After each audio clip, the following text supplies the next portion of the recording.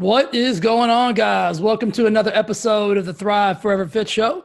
If you're listening, welcome. If you're watching on YouTube, welcome. This is our second episode that we've actually put out on YouTube.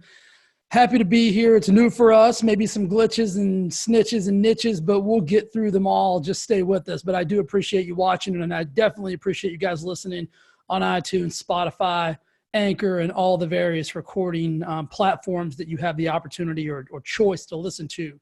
So as you guys know, this is the Thrive Forever Fit Show. I'm your host, Jay Nixon, and we have three purposes or three reasons we do this show. We want to disrupt your current way of thinking. We want to inspire you to think differently, and we want to give you the tools and knowledge to transform into the person that you absolutely deserve to be. Now, today we're going to talk about the holidays and, more importantly, what I'm calling the holiday hangover and how to avoid it. I'm going to talk about several different pieces of the holiday puzzle, the holiday conundrum, if you will, and how you can navigate the holidays successfully and come out on the other side feeling like you've won. So the average person, let's just start with weight loss, right? The average person gains between 5 and 13 pounds between Halloween and New Year's. Think about that for a second. The average person gains between 5 and 13 pounds between Halloween and New Year's. That means some of you guys won't do that.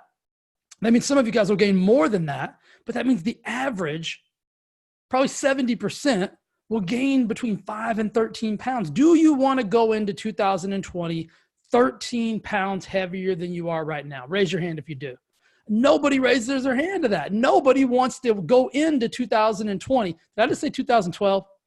Holy shit, that may be in a time. Who even knows what the year is? Who wants to go into next year 13 pounds heavier than they started Halloween? That means you probably can't even fit into your Halloween costume if you're one of those people who likes to dress up and get all nichey for Halloween. But why would you want to do that? Why would you want to start a brand new year behind the 8 ball? Wouldn't it make more sense to go into next year at full speed, at your best, or even your current best? Absolutely it would. So pay attention to the things that I'm going to talk about today. We're going to talk about food. We're going to talk about booze. We're going to talk about money. We're going to talk about movement. We're going to talk about family. And we're going to talk about overwhelm or anxiety. So first and foremost, let's talk about the holidays and family, because this is one of the big things that comes up with all of my clients.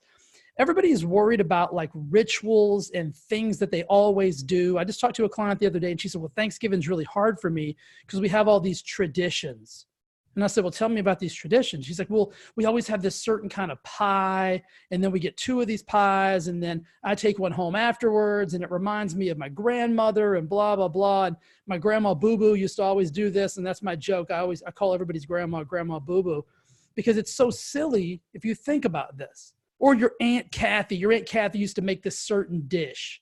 Well, let's pause for a second and remember that Aunt Kathy had diabetes, heart disease, and was in a wheelchair because she weighed 375 pounds. So we probably don't want to keep the continuation of Aunt Kathy's traditions, right? We probably don't want to continue Grandma Boo-Boo's traditions of eating an entire pie after the holidays are over. When everybody's gone home, you take a separate pie home and you chow down on that bad boy for a couple of days. Those are just horrible traditions. And so we've got to get our mind right and realize that it's okay to create new traditions. And then anyone who gets mad at you and your family because you didn't eat your Aunt Cynthia's special Jell-O mold with infused corn syrup and all kind of other chaos, that they're crazy, not you. Like, you don't have to eat foods for your family to accept you, or at least you shouldn't have to. And if your family's that crazy, well, then you got a whole different other set of issues. And let's move on to family really quick. I want to make this quick and snappy so you can digest it, no pun intended, and you can get some value out of this that you can use in the holidays. Let's talk about family and being around family. I talk to so many clients, like, my family's so stressful, they're this, they're that, they're that. Well, then take your family in moderation. You don't have to spend every waking moment with your family. That doesn't mean you don't love them. That doesn't mean you have to spend Thanksgiving Day, the day after Thanksgiving, the day before Thanksgiving, the all day Thanksgiving. Just do it in moderation. Get busy. Find some stuff to do. Go for a walk if you're stuck at your parents' house or your grandparents' house. Go for a long ass walk if you're stuck somewhere you don't want to be for a long period of time. Manage your system according to what you need to get out of the holidays. You don't have to spend 96 hours with your family consistently in order for them to say, well, I think she still loves me. I'm pretty sure she still loves me. I think she does because she spent 96 hours and blah, blah, blah. That's kind of the quotient that means that we're still a good family. That's horseshit. It's quality time over quantity time. Just remember that. Don't put yourself in a situation that stresses you out. You can do your family in moderation. Let's move on to movement. Move during the holidays. Movement will keep you motivated. Go to the gym before you go over to your parents' house or your grandma's house or your cousin's house or wherever it is that you're eating. Go to the gym before. Go for a walk after. Stay moving. Stay out of the lazy boy. Stay off the couch. Stay off of in front of the TV. Get yourself moving, and that will keep you motivated, and that will alleviate some of this holiday hangover, and it will keep you from gaining this 5 to 13 pounds between Halloween and New Year's. These are just simple tips, guys. These aren't mind-blowing. This isn't like life-changing strategy. It could be, but it shouldn't be. This should be things that make sense, right? Let's talk about money really quick. Most of you will spend more money during the holidays than you have. Think about that. You'll run up your credit cards to buy gifts for people that don't need the gifts you're buying them for, so it's some kind of quantifiable way that you love them. Even though you don't have the money, you'll put yourself in debt to do that, which increases your overwhelm and your anxiety and makes the holiday seasons really kind of crappy. It makes it feel shitty when you're spending money you don't have, and then January 1st, you're going to get that credit card bill that you can't pay. You got to pay the bare minimum on it. And then you're paying that thing off for all of 2020. Why do that? Don't do that this year. If you have to buy somebody a gift, get them something you can afford. If you can't afford to buy them gifts, write them a handwritten letter. See, we've got these weird notion. We've made up these things about the holidays that they are based on food and on gifts. And none of the above is true. We created those two scenarios as human beings. The holidays are not created around food. We as humans brought food and gifts into the holidays to basically to fill our own needs. Right? If we just took the holidays and celebrated them for what they were for, nobody'd get overweight, nobody'd go into debt, nobody'd want to kill their family at the end of Christmas dinner.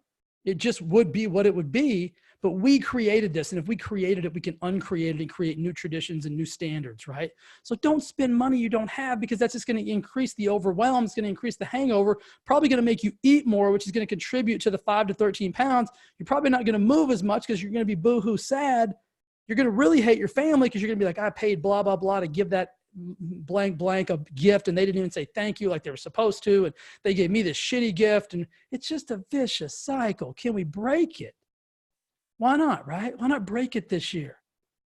Let's just talk about booze for a second, because everybody thinks hangover, talking about booze in moderation, right? Some of you are drinking 14 cold beers because your family drives you insane. But if you only go around them in moderation, then you can maybe knock that 14 cold beers down to like 4. And therefore, you've just saved yourself the actual real hangover, saved yourself some money, saved yourself some weight gain, going to move a little bit more because you're not going to be drunk the whole holiday seasons. So just do it in moderation. If you do all these other things, you won't need to booze as much. And lastly, let's just talk about the overwhelm and anxiety. The number one thing I hear people say is the holidays are stressful. I'm so stressed, it's the holidays. I got to put up a tree. I got to bake a turkey. I got to make stuffing. I got to buy gifts. I got to get the garland out. The lights are all burned out and twined up. I got to fix that. I got to get the nativity scene. One of the camel's legs is missing. What am I going to do? I can't find baby Jesus. Who cares? Think about that. Think about everything I just said and how crazy it sounded that you would get yourself overwhelmed by it. Think about it. It sounds crazy. We get overwhelmed over a season that is supposed to be magical, supposed to be amazing, supposed to be the thing that we all look forward to.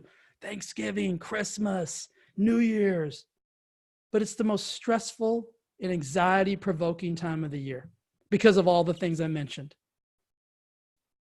Family, we don't move, sit on our booties, we spend too much money we don't even have, we drink too much. We gain weight, then we feel really shitty, which adds to the anxiety and overwhelm. And then the whole thing is just shot. The whole thing is blown. So what if, indulge me, what if this year we just did it differently? We did the family in moderation. We went over for dinner, hung out for a little while, high fives and hugs, that type of thing. We moved a lot more than we usually move. We go for a hike instead of watching the Macy's Day Parade. You've seen one parade, you've seen them all. There's flutes, there's banners, there's floats, bunch of, I'll walk you through. Give me a buzz. I'll tell you what a parade looks like. I grew up in a town, it's all we had. Parade came into town, it was hoo-ha. Everybody went and watched. Those days are over. Okay, you don't need to watch a parade on TV. You got better things to do. Go move. Don't spend money you don't have. Keep the plastic in your purse. Stay off of Amazon. Your kids don't need 85 gifts. You know what I had when I was a kid? I had a rock and a stick. That's it. I loved them both. But I wish I still had the rock and the stick. Two best gifts I ever got, right? Your kids are going to love you anyway. They don't need every new toy. Don't put yourself in debt because your kids don't even understand the value of the toy. They understand the value of the love that they perceive they get when you give them the toy. So just give them the love. Holy shit, Jay, that's profound. That makes sense.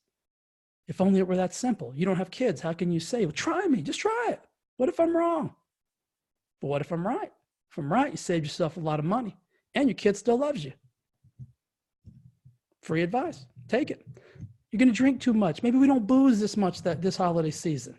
Maybe we take it easy. Maybe we have a sparkling water here and there. I don't know. You make that decision for yourself, but I guarantee your excess boozing is contributed by the other things that you're doing. And then lastly, when we start to get overwhelmed, when we start to get anxious, we just change our physiology. We think about all the beautiful things we're thankful and grateful for. We think about why we're doing this. We think about what Thanksgiving is about. We think about what Christmas is about. We think about what bringing in New Year is about. We think about what I don't even know what Halloween's about, to be honest with you. I was going to try to spitball something there, but I got nothing for you. But you know what I'm saying? We just keep it for what it is. And if we make it for what it is, not really overwhelming and anxiety causing, is it?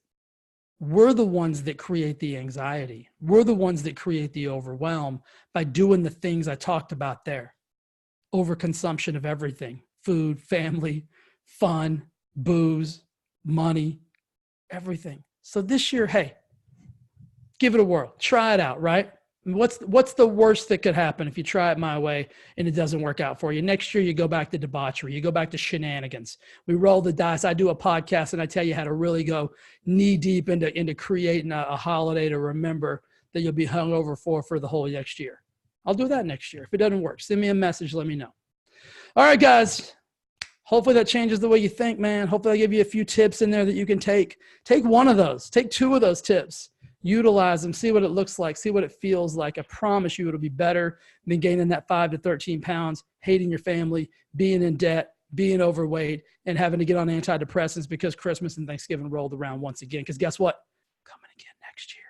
Coming again next year. Get yourself a system that works. What you're doing now is probably broken. Create new traditions, create new habits, create new rituals, create a new you through these simple suggestions. Guys, have a beautiful day. If you're on Facebook, go to the Wellness. I don't even think it's the. Go to Wellness Lab Launchpad. It's a group on Facebook, Wellness Lab Launchpad. I'm giving free advice. That sounds crazy, like I'm some kind of therapist or something. I'm giving free nutritional advice, free movement advice, free mindset advice. Easy peasy stuff, simple solutions. Today, my message is about simple modifications and not deprivation. Simple. Weight loss, fitness, getting transformed, being healthy is not supposed to be difficult. I will simplify the process for you. Wellness Lab Launchpad, little rocket ship on there. You'll see it. You'll see my face. Ask to join the group. I'll get you in there. You'll be involved in a beautiful community. We're going to do some amazing things. I'm getting you guys cranked up for 2020. It will be the best year of your life if you allow it to be, if you make the decision that that is what you are here for. And I'm here to help you. All right. Love you. Talk to you again soon. Share this episode with your friends, family, anybody that you think could get extreme value from it.